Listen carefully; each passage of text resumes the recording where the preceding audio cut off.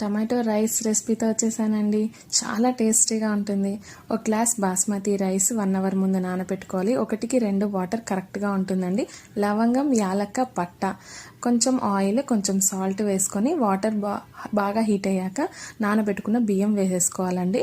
ఒక 3 టమాటోస్ మెత్తగా మిక్సీ పట్టుకోవాలి. అన్నం ఉడికిందా లేదో మధ్యలో చెక్ చేసుకోవాలి. 80% ఉడికిపోతే చాలు. ఒక స్ట్రెయినర్లో రైస్ అంతా తీసేసుకోవాలండి.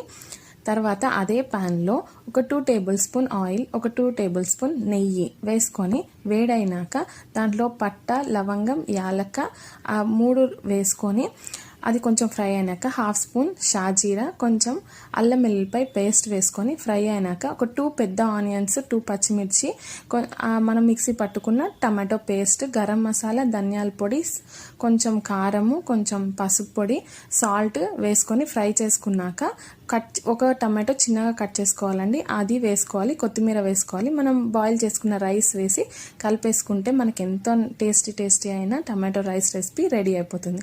చూడండి, చూస్తుంటేనే తినేయాలనిపిస్తుంది కదా. Please like, share and subscribe my channel. Thank you for watching.